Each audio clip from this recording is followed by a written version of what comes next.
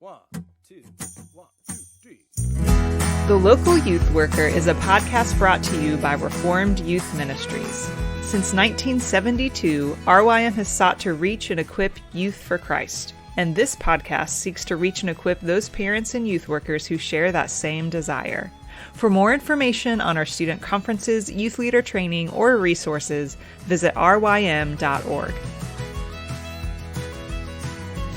Hey everyone, welcome to The Local Youth Worker, a podcast brought to you by Reformed Youth Ministries. I'm your host, John Pirrett. This is episode 378, and I'm here with Tree and Lynn. Tree, Lynn, how's it going? Good, John. Good to be on. All right, I was wondering who was going to chime in first. Good job on that. I should have done better. I always mess that up, so that's on me. Tree and Lynn, if y'all have been listening to the podcast, and those listeners, if you have been listening as well, you know that we are running a special through Crossway. Our friends at Crossway Books have been very gracious to partner with us and offer some discounts on selected titles. If people go to crossway.org/RYM40, you can get 40% off of selected titles. There are some in the youth and family ministry categories, but then there are some outside of that. I've got the list kind of looking at it. I mean, The Wisdom Pyramid, The Rise and Triumph of the Modern Self, Strange New World, both of those by Carl Trueman. There's several that are just, outside of youth and family ministry. But again, it's 40% off, and you get free shipping on an order of $30 or more. Reminding our listeners that this is for about a couple more weeks, I think, so it's a limited time offer. Tree, Lynn, have either one of you been able to look at this list? Tree's pointing to Lynn, so thanks for helping. Lynn, any titles that kind of jump out to you that have been helpful for you? Yeah, there's a number of them that are in my library already, and a number that I'm excited to be able to get at a discount. But one of the ones I recommend most is Men and Women in the Church by Kevin DeYoung. When I was taking a seminary class and really trying to study, as a woman in ministry, I get asked about what I think about women in ministry and leadership and things like that. And so his book was the easiest one to understand, but didn't water things down. It wasn't like, oh, this is like a delightful way to say these things. It's like, here's the truth, not necessarily 26 pages of history about where this came from, but here's the truth, and here's enough scripture or study to back it up. And his has been so easy to understand and really helpful for me understanding what the Bible really says about women in ministry. Yeah, and it's funny you're highlighting that, because right now our church is studying that book on Wednesday nights. The men's class is going through it, and then the women's class is going through it, and then we're going to have some times to come together as well. But yeah, but I agree. It's and Kevin DeYoung says that, in the beginning, that he wanted a book that he could kind of put on the book table at his church in the foyer that people wouldn't be intimidated by and would pick up. And like you said, I mean, it can get technical in some places, but he's very clear as well. So yeah, that's a good, yeah, for sure. Tree, do you have any that you've looked at that kind of jump out to you? Yeah, the first two that jumped out to me were 10 Questions Every Teen Should Be Able to Ask About Christianity by Rebecca McLaughlin, and also her book, Confronting Christianity. We actually took, so my intern and I, not this past summer, but the summer before, kind of took that book and just picked 6 questions from that book and just spent the summer unpacking those with our students. I was trying to find my copy of Confronting Christianity, but I can't. But I've got the other one, the teen one. So just questions like, how can I live my best life now? Isn't Christianity against diversity? Can't we just be good without God? Hasn't science disproved Christianity? Yeah, so these types of questions, our students are facing in their schools, and we just thought it'd be a good idea to just kind of unpack that. The way we framed that study was we were looking at those questions, and we're trying to figure out how can we equip our students to engage these types of questions in a very calm and non-confrontational way. So we called it Coffee and Conversations, because we wanted our students to be like, how can I have a conversation with somebody about these difficult topics in a place where it's almost like I'm having coffee with somebody. We're engaging with each other, having a conversation. It doesn't have to be this like super confrontational thing, like in your face. Like you can actually just chat about it. So we found it was really, really fun. So both of those books are excellent. I really appreciate it. I'm really looking forward to, I guess it's her new one, Confronting Jesus, that I don't know if, Yeah. I don't know how recent that one is. I just saw it on the list. So Yeah. And our listeners will know Rebecca McLaughlin came on to talk about that book that you referenced, 10 questions every teen should ask and answer. But she'll be coming on in October to talk about confronting Jesus. So we're excited about getting her on before too long. And Tree, you kind of said this before pre-recording as well. Michael Kruger's book, Surviving Religion 101, who also came on this podcast to talk about that. That book is 40% off as well. And if people listening want to go ahead and get a jump on graduation gifts in May, get on and get that for 40% off right now.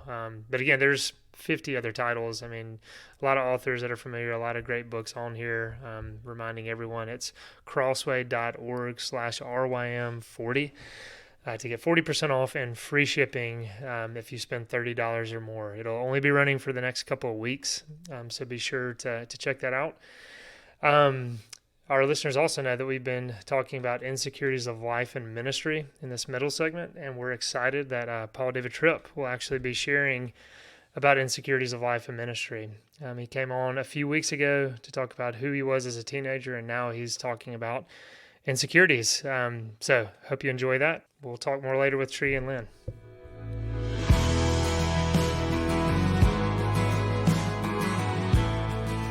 Many people in ministry in early years, you have doubts of your gifts, you have fears about your, with regard to your inadequacies or your abilities. And one of the things that has become very clear to me, and it's taught in a variety of ways in the Bible, that God doesn't call people because they're able, he calls people because he's able.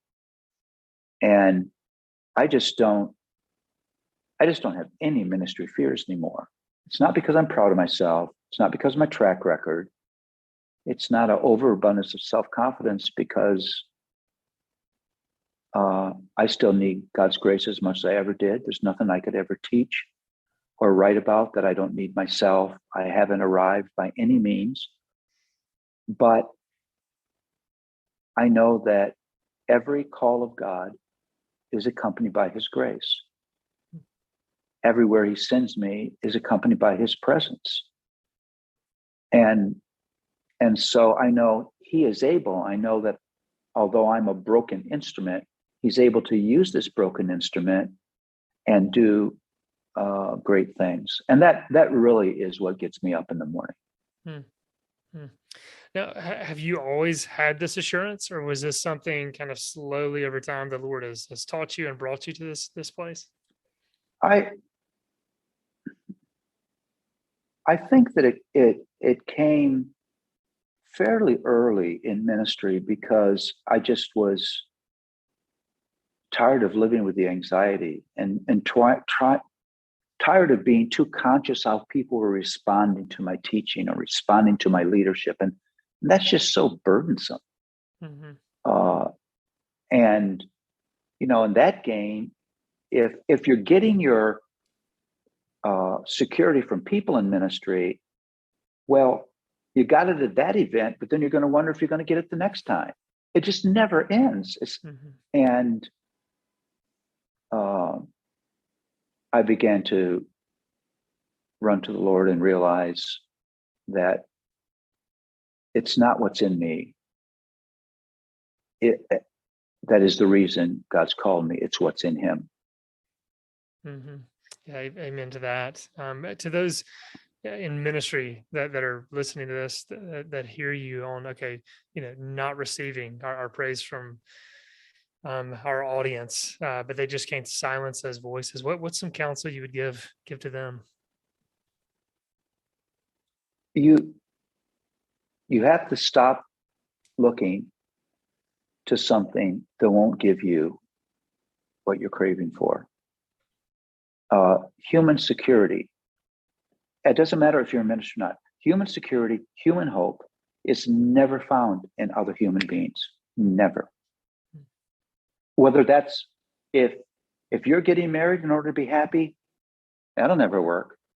Because that broken human being you're married to has no ability to deliver true, lasting happiness to you.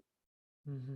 And if your job is where you get identity, that can't work because that job can leave in a moment. And you could just name anything. And so what I want to say to people in ministry, but to everyone, don't look horizontally for what you're only ever going to get vertically.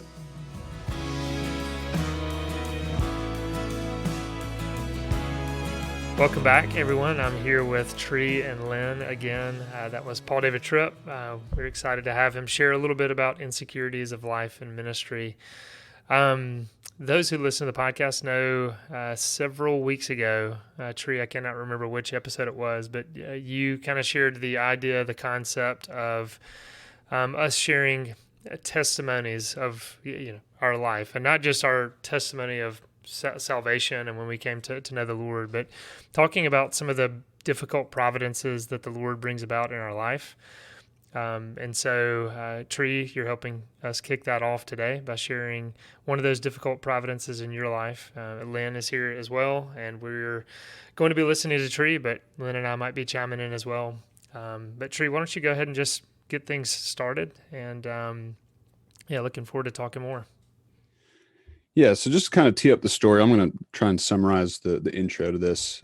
So I grew up in Charlotte, went to a very large PCA church there, went to college in Charlotte, went to seminary in Charlotte, and ended up working on staff for the youth ministry that I grew up in at Christ Covenant Church. And just so y'all are aware, for the sake of this story, I'm going to use one pseudonym for a particular student just out of respect and honor for the family. Everybody else whose names that I use, I've gotten permission to. So just for that one student, I'm going to use a pseudonym. But in 2008, the story really starts there. 2008, the economy tanked, if you remember that, which caused a lot of churches to kind of make some difficult decisions in regards to like summer trips and budgets. So the leadership of the church came to the youth staff, and at this time they had this big vision for a local, regional, national, and international trip that students would be a part of. So it was a big production of just sending students all over the world. But the leadership of the church approached the youth staff and said, we can't do this in the economy that we're in. You need to scrap everything and think differently. It was incredibly sad, but actually kind of gave birth to something that would become a staple ministry for the church. It's called Seek the City. So in 2009, the youth pastor and the staff brainstormed this idea of reaching the city of Charlotte. And it was based off of Jeremiah 29:7, which says, but seek the welfare of the city where I've sent you into exile and pray to the Lord on its behalf. For in its welfare, you will find your welfare.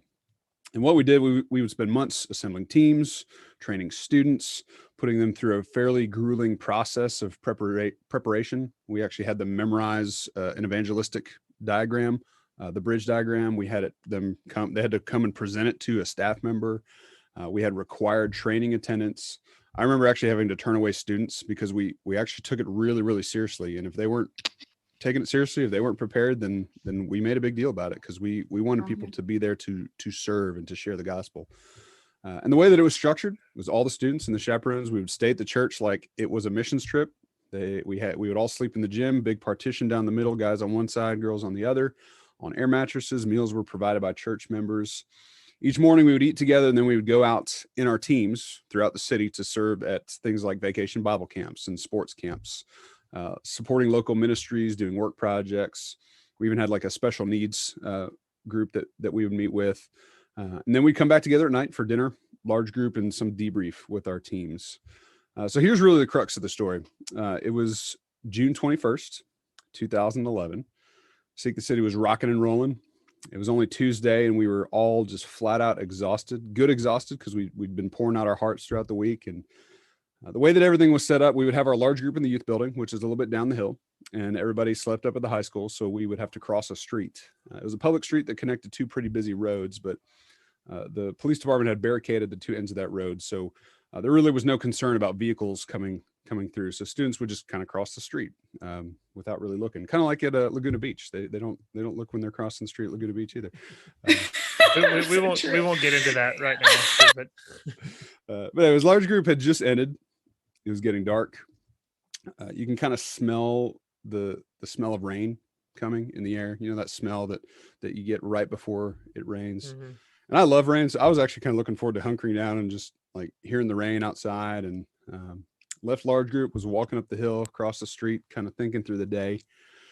And we were done for the evening, so everyone was just kind of hanging around, enjoying some downtime. And I crossed the street and was walking down the traffic loop that was at the main entrance of the high school. I think it's actually a middle school now, but at the time it was the high school. And there was a group of students sitting there on the curb, just kind of enjoying being together. And they were sitting on the edge of the curb, and there were a few students that were lying down on the asphalt.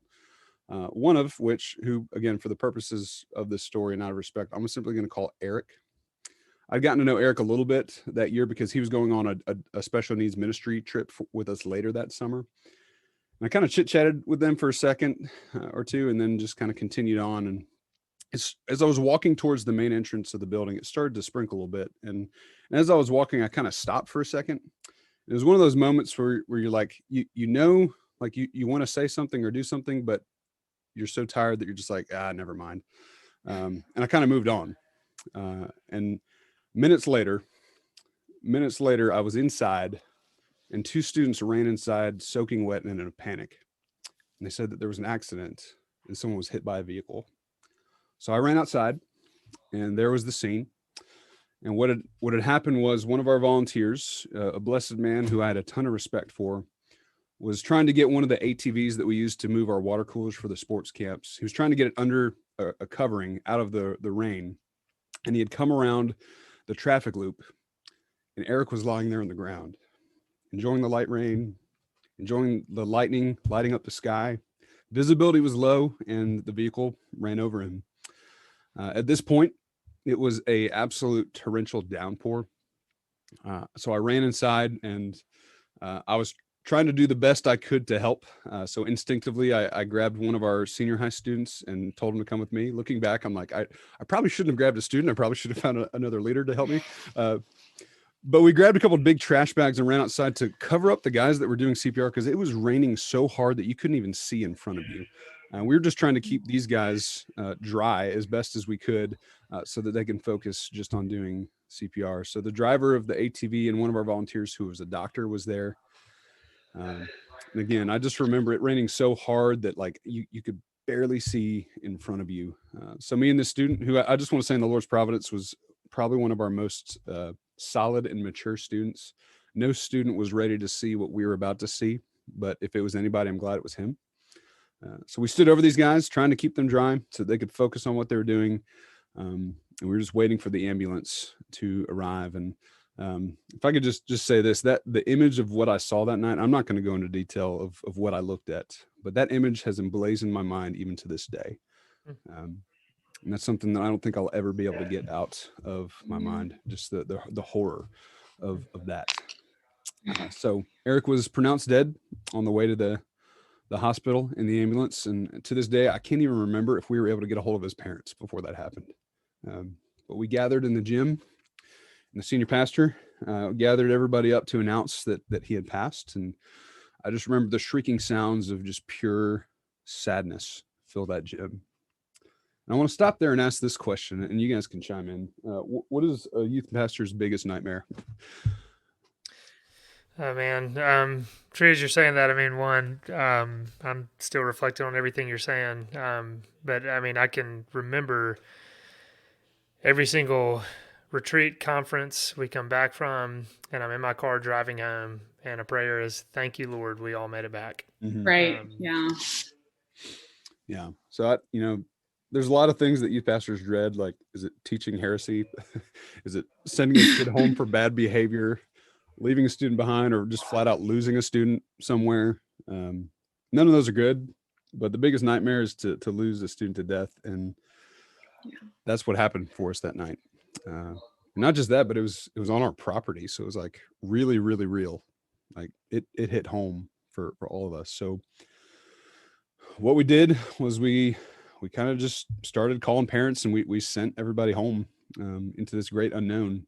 My wonderful wife, who loves me more than I deserve, who at the time we were dating, she was in England. So I didn't really have anybody that I could unpack this with because our communication was limited, but she has been super incredibly supportive, especially around that time. So I'm just curious. I'm getting her up. So are you saying that night everyone went home, and then did you go home alone? Well, at the time I was in seminary and living with my parents. Okay. So I did have people to unpack it with, but I would have really loved for my wife to have been there. But that's okay. She couldn't really just get on a plane and come back that quickly. So, but anyways, I digress. So yeah, we sent everybody home, and the staff got together the next day with the senior pastor just to be together. And like, there were so many questions that were going through our head, like what happened? What happens now? Are we going to get sued? Are we all fired? Like, what do we do? And one question kept rearing its ugly head in my mind that whole meeting, and one that still occasionally to this day still rears its ugly head. And I have to continually fight this away. And if you remember earlier, I said I paused and stopped. Well, what I was thinking to myself in that moment was I should probably tell them to get out of the street. And I didn't. And I know that in God's providence, like that's not my fault that he got hit, but you know, the shame of regret and just the shame that I feel from that, it's real, and it hurts, and it's hard because I should have said something, but I didn't. And, you know, again, in the Lord's providence, he's really helped me fight that and really given me a lot of grace and freedom from that. But that's a question that I wrestle with often, and it's torment, right? Spiritual warfare is really, really strong. So I've lived with that for a long time, and I really haven't shared that with a whole lot of people. But it's something that was weighing heavy for me quite a bit. So we took a short break, and we decided that day that we were going to bring everybody back. We were going to finish the week with heavy hearts. But even when we had heavy hearts, even though we were sad, we wanted to finish and serve well. John, this actually reminds me of something that we did when we were in Colorado. We talked about some verses. This reminds me of one of my favorite Psalms, and it's Psalm 126. Those who sow in tears shall reap with shouts of joy. He who goes out weeping, bearing the seed for sowing, shall come home with shouts of joy, bringing sheaves with him. So we continued the work of seeking the welfare of the city of Charlotte. And again, it was a hard week, but we kind of wanted to finish and honor him and finish the work that we'd started. So from there, I'm actually going to fast forward a little bit. If y'all have any questions, jump in. But I'm going to fast forward a little bit because there's another related story, a different story, but a related one that kind of connects with this. Now, for various reasons, I moved on from that church. I had transitioned to intern at a different church in Charlotte, smaller church, smaller youth program, finished seminary, and I took my first call as a youth pastor. Had some difficult years to kind of start my vocation. John, you were actually an instrumental part of that. Not the difficult part, but you were a good friend during that time, a great encouragement to me. So I ended up transitioning into the church that I am now in Bryan, Texas. Really love being here. It's right up against College Station where Texas A&M University is. So it's a fun place. We really like living here. I've been here since 2017. And we've really seen some awesome things happen with our youth program. It's steadily grown, and we're not huge by any standards, but the youth program, by the grace of God and the Holy Spirit, has really seen both spiritual and numerical growth. And things were kind of rocking and rolling, and we had to hit a really good stride. And then what happened in 2020? COVID came and brought everybody to a screeching halt. That's a part of everyone's story that I wish we could just erase from memory. But we were forced to shut down like everybody else. Kind of a funny side note, when everything was kind of unfolding with COVID, I was actually in South Carolina for a friend's wedding. And that poor couple had to keep changing their plans because the government just kept saying, you can't meet with this many people. So I think we were on our like third iteration of the reception and the wedding by the time the week ended.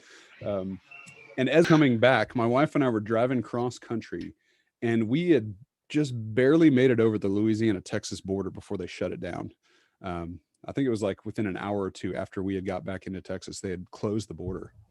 So it was wild. Wow. And we were like, we don't know what to do at this point. We were like trying to figure out ministry wise, what are we to do? While I was sitting in my friend's garage, just kind of thinking about what to do, we ended up coming up with this idea to do a podcast type thing to make it available for students every night. And with Joe Deegan's permission, we did the Promised Land Bible Study via podcast. We would do a song every Sunday. We'd have a guest come on to give thoughts and provide questions for students to do at home. Actually turned out to be a really bright spot for me during COVID. It was a ton of fun to do. And shameless plug, That's if you great. want to listen to that, go to wym.sermon.net and you can scroll down and find that. Again, Joe Deegan has given us permission for that.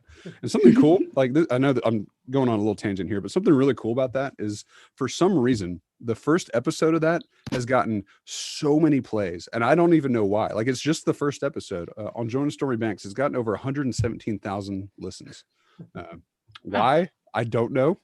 If you go and look, if you go and look at any of our other stuff, it's like maybe 50 listens, but for some reason, everybody wants to go listen to this one. So thanks be to God for that. Anyways, I digress. The point of me saying that is we were online for everything, full on online. We did the music podcast on Sundays. We did our large group, small groups on Zoom, and we all know how fun that was. Participation started off strong and then just slowly dropped to where we were having like maybe 5 students on Zoom on a Wednesday. Everybody was Zoom fatigued. Everybody was just over. And here's how the overlap of these two stories begins. So our cultural circumstances back in 2008 had caused us to kind of rethink and bring things to a halt and rethink the way we did things. Same thing happened in 2020. Our cultural circumstances caused us we had to rethink the way we did things. So that summer, all of our summer trips got canceled. We ended up doing a 3-day beach trip instead. And that was one of the most bizarre trips I've ever planned. Cause like we were trying to figure out like, okay, how many people can we have in this house? Do we have to wear masks while we're driving? So bizarre. And it worked, but it wasn't great. I mean, I think our students really loved it, but it wasn't the thing. Like, it didn't feel right. And we did some park nights where we could just be around each other and play cornhole and throw frisbee, but our students desperately missed the community of Wednesday nights at the church. So we kind of made a decision. We were going to come back. We made the plan. We made the schedule. We were going to meet in the courtyard of our church. I brought a bunch of chairs out. We were going to spread them out, super cautious. And man, was it awesome. Like, that first night was like, we're back. Like, we are back. The weather was beautiful. Like, our courtyard was full of students desperate to be out of their houses and doing something in person. Large group was awesome. I finished the lesson and like there was a sunset right there and like a cool breeze was coming over. Like, it was just like a perfect evening. And angels began singing. Yeah. The kids were just so glad and having fun with each other. And I started to clean up. So I was gathering up the chairs and cleaning up, and then 2 students run up to me in a panic. They said that another student was bleeding really bad. And part of me was thinking like, oh, it's probably just a scrape. He's probably fine. But at the same time, I had this vivid flashback to 2011 when 2 other students had run up to me. So I run around the corner and I see one of my students, Austin, lying in the grass in a pool of blood. So what had happened was they were playing tag and they're running around the back of the building. We have this gate that leads to the back side of our sanctuary. And the kid who was being chased, they were just goofing off, having fun. He'd closed the gate behind him and it kind of like slammed shut and then swung back open. And as it swung back open, the latch on the gate went straight into this other kid's thigh. And like, he kept running because he didn't know, like, the adrenaline was pumping and he didn't really know what had happened. And he just kind of kept rumbling, like running and stumbling. And spare the graphic details, but like there was blood everywhere. I had to get a pressure washer out the next day. But he kept running and running. And then he finally collapsed in the grass. And thankfully he collapsed in the grass and not on the asphalt. But yeah, so that happened and instinctively, and I'm so proud of him for doing this. The other kid immediately pulled out his phone and dialed 911. I'm so proud of that. But there's Austin on the ground. He's conscious, but not at the same time. So I run around the front of the building. I'm trying to get students to not go around the corner. Just try, like, you don't need to be here. Please, right. Just go back out front. And I found his dad. His dad's a prominent ER doctor in town. So he came around the corner and, shout out to Mike McDonald if he's listening to this. Mike was a bit impatient that night, and he really just was wanting to go home. So he kind of like slowly walked around the corner. I'm like, Mike, we gotta go. I mean, come on. And he just kind of strolls up, and I don't understand doctors. Like, they are a different breed. A different breed of human being. He kind of just strolls up. He leans down next to his son, reaches his hands into the wound and stops the bleeding.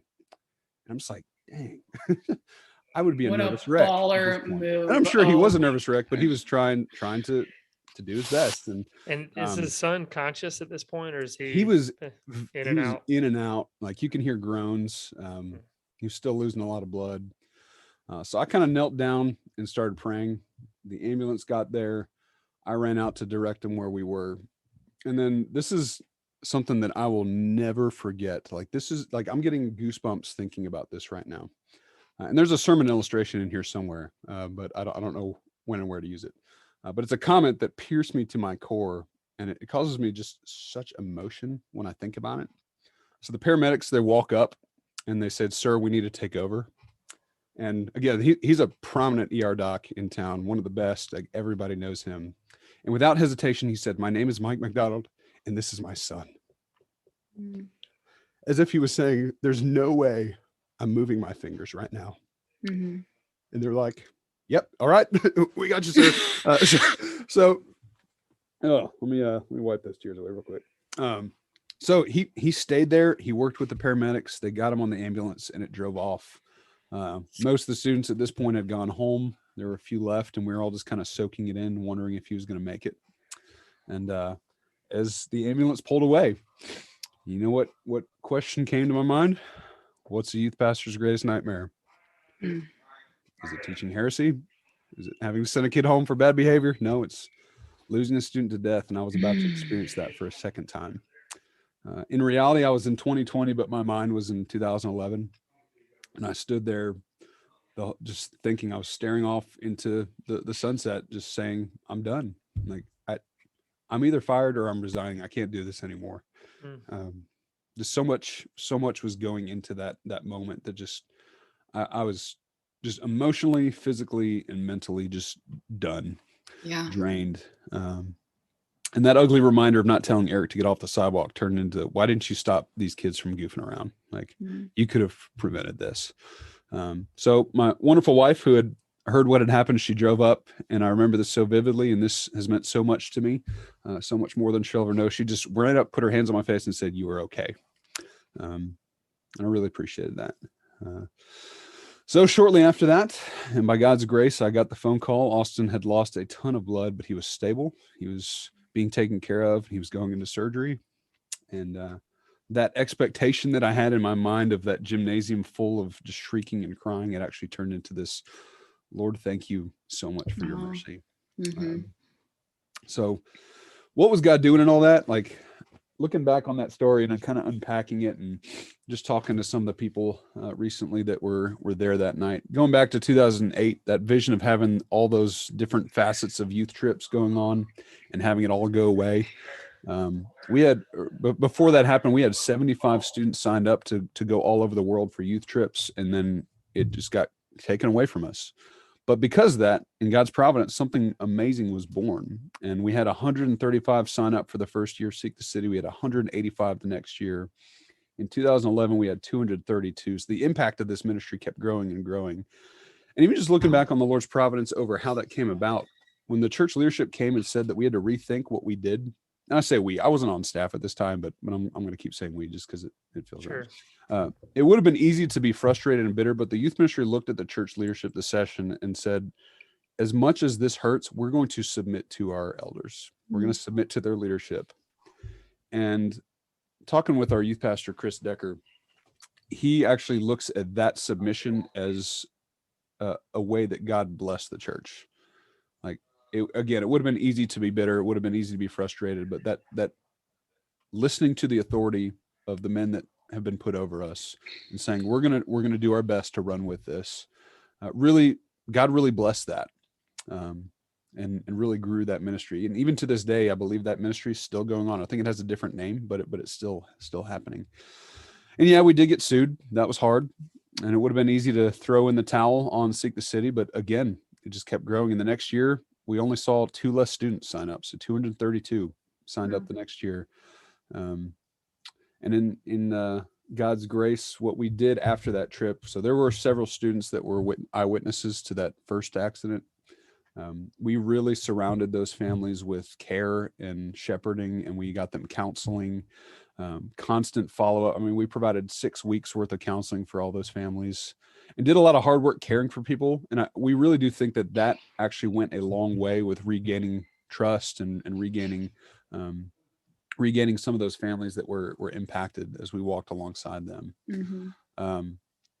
I'm just kind of throwing out different pieces of God's providence here. So stop me if you need me to. But that student who helped me hold those trash bags over the first responders, I thought I'd scarred him for life.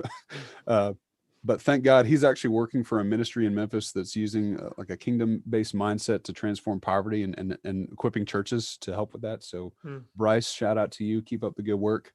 I don't know where those other 231 students are today. I'm sure many are walking with the Lord and there are many that aren't. But I do know this, there were some students there that evening who are in ministry today because they know of God's sovereignty, and praise be to God for that. I know there were many there that were shaken in their faith that night, but they were strengthened through that experience, and praise be to God for that. And some really, really awesome, cool little tidbits about God's providence in this story is if we flash forward to 2020, I didn't share this earlier on purpose because I wanted it to be kind of a part of the conclusion here. Austin's dad, that ER doc, he was supposed to be in the hospital that night, but in God's grace, he had the evening off. And there he was plugging a wound that stopped the bleeding of his son. And again, in God's grace, we thought it was his femoral artery, but it turned out that it wasn't. So again, praise be to God for that. And here's, I think, one of the coolest parts about that story. So Mike McDonald, prominent ER doc, had some frustrations with the hospital system. They did not have blood on site in the hospitals for a long time. Frustrating circumstances where they didn't have the proper equipment to store it. So they were constantly having to farm out blood whenever they needed it. And he was instrumental in getting them the equipment and the blood on site. So here he is in an ambulance on the way to a hospital, and he's about to receive blood in which he fought for in the hospital system. So man, did God use that amazingly. That other student who called 911, so proud of him. I don't know the impact that night's going to have for him in the years to come, but I hope and pray that it'll be a testament to God's care, in God's almighty providence and his amazing sense of humor. We come back the next week, and can you guess what our topic for that evening was? It was the sovereignty of God. We've been going through this series looking at the lies that Satan tells us, and the lie that we were covering the very next week was God's not sovereign over everything. And I just remember that entire lesson as we were standing outside where we were the week before, and I was almost chuckling the entire lesson because our main point for that evening was God promises us in his scriptures that he is sovereign and nothing is beyond his knowledge and control and care. And what did he do? A week before, he showed us that. Actually, Austin was sitting right there listening to this lesson. It was a testament.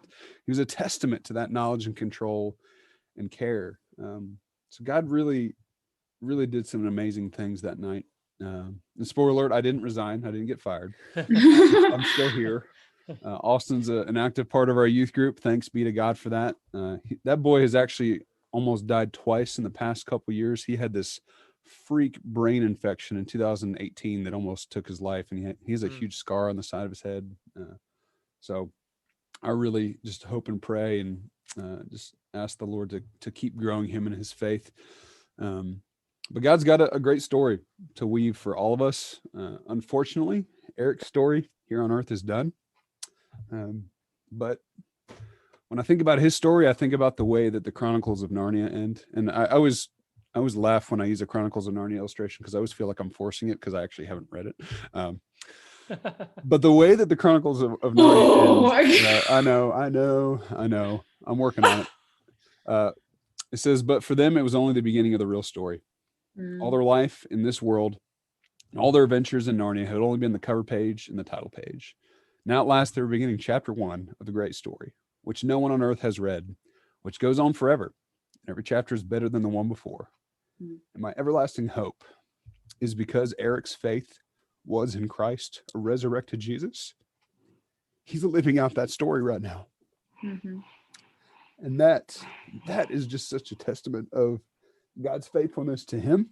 I mean, again, I didn't know him well, but I did know him well enough to know that he loved Christ and loved Jesus.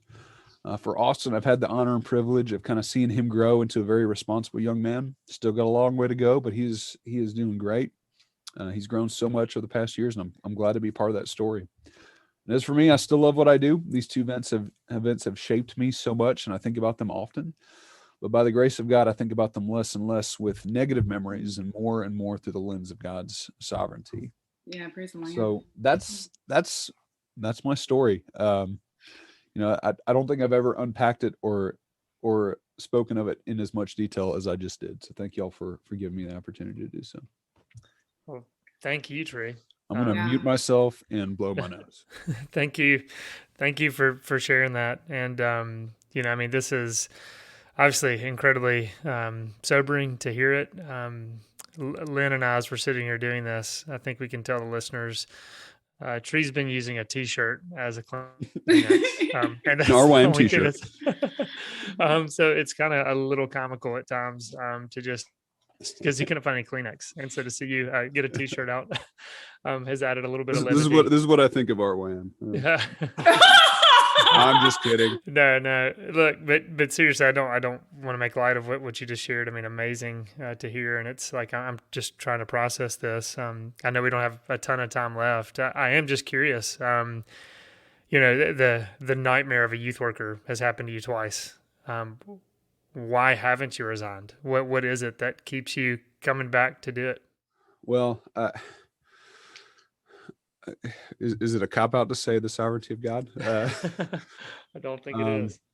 I think that's the only reason you get into youth ministry, right? Is because of the sovereignty of God. True. That's the only thing that's going to get me out too. No, I think reflecting on that night, like, I mean, in the moment, everybody goes DEFCON 1, right? Everybody, like, hopefully that doesn't happen to anybody else. But for me, when I was sitting there, like, I didn't know what was going to happen. Like, he was in the ambulance and we were just waiting. I think just in that moment, I'm just playing through the scenarios, and I'm living in that moment and not looking past that. So the more I like sat down and thought about it, the more I was like, it's ridiculous for me to resign. Like there's I really have no reason to. God's got me here for a reason. God had this happen for a reason. So why haven't I resigned? Because I still love the work and still love my students and love the families, and yeah. Well, praise the Lamb, Tree, because I mean, it would be so easy for Satan to keep whispering that lie into your ear to the point that you do leave and you do something else, and you just kind of like, shun this or, toss aside this call that is on your life of God wanting you to be in ministry. And Satan just says, no, like, you can be afraid that this is going to happen again, right? Or like, of course you're not, like, yes, this is your fault that this happened. You need to get out of this, or whatever lie that he whispers to all of us, that without inviting the Holy Spirit or good community like your wife, and I'm sure, like you said, the church supported you well in that, praise the Lamb, without those voices being louder, it's so easy to give into that lie of, okay, like, I should be doing something else because I'm not good at this, I'm not called, whatever. So I think just the support of the one family here, like, obviously they were scared, right? But their commitment to our youth group and their commitment to seeing their kids grow, like, has not been shaken one bit. I think it'd be easy to be like, oh, well, shoot, we almost had our son die. Like, let's not send him to youth group as much anymore. But right. they've been fully committed and fully supportive. And again, I know they were probably a nervous wreck when that was happening, but they, like, at least from an outside perspective, they were so chill while it was happening that, like, it kind of just, it helped me to calm down. Cause I remember talking to the mom on the phone and being like, I'm so sorry. And she's like, what are you sorry for? This is an accident. Like, so yeah. Praise the Lamb. None of those are like normal worldly, rightful, like, responses, right? No. Like, of course, like, as of now that I have children, I'm like, what are you kidding? You know, I hope that I can, I hope that doesn't happen, but I mean, I do have a son. So I just hope I can respond with that kind of grace of, oh, this isn't where we're going to get stuck in this area right here. Right. Like there's healing to be had, and that's where we're going to move forward to, not this, like, who's to blame here? Gosh, that's wild. Genesis 3 is the blame. We live in a sinful world that's affected by sin. Yes. So. Yeah. And no, that is awesome to hear that mother's testimony of just how she's ministering to you in that moment. Tree, look, thank you for just this. I mean, again, this was your idea to kind of think through, okay, how could we share testimonies, how the Lord's worked in people's lives through difficulty. Thank you for sharing your story. I mean, this is a vulnerable thing for you to do. And to any other guests that may come on and do this, sorry I started us off with such a bang. Hope I'm looking forward to hearing other stories, because and hopefully, you know, tragedy doesn't have to be the source of every story, but I know we all go through difficult things, and I just love hearing how people kind of wrestle through those. So I'm looking forward to hearing some Absolutely. other people. And it's awesome to hear the other side of it, and how we know repeatedly throughout Scripture, repeatedly throughout, you know, human history, the Lord takes brokenness and makes beauty out of it. And that was definitely, this story was testimony to that. And so, Trey, thank you for sharing. Lynn, thank you for being a part of it. Yeah, of course. Yeah. Thank you, Tree, for trusting us with that. That's how long did it take for you to get into a place where you could share this? You know, the staff of the youth staff, I want to give a huge shout out to the youth staff of Christ Covenant. Especially at that time, we had a good group that really held each other up, really prayed for one another, really cared for one another. And we had time to kind of unpack it then, but really, like, in this much detail, I have not thought about this in this much detail, even since it happened. So, this is kind of a good way for me to kind of unpack that. So I appreciate it. Yeah, thanks for doing that with us. I hope it's part of more healing for you and other people who, you know, might have. God's sovereignty is all over the place, right? Like my friend was telling me the other week, he was like, I've been praying recently that God wouldn't give me a reason to see his sovereignty, because things have just been so, like, okay, like I just, you know, but God's sovereignty is everywhere. I'm so grateful, that you had eyes to see that, because it's so easy to keep our eyes down and and just think this is the worst. Life sucks, and that's what all it is. Not God is doing something here. Let's look for that. Yeah. There's so much more to discuss, so much more to react to. I mean, Tree, I'm going to be thinking about this for a while. And so I know there's more I want to talk to you about, and hope it's been kind of, as Lynn was saying, healing for you. And I hope that there are many listeners out there who hear this and are ministered to by it. So Tree, thanks again. Oh, come and buy without money. Oh, come and feast without pay. For the King has opened his banquet hall to the beggar, the outcast, and the slave. For the King has opened his banquet hall to the beggar, the outcast, and the slave.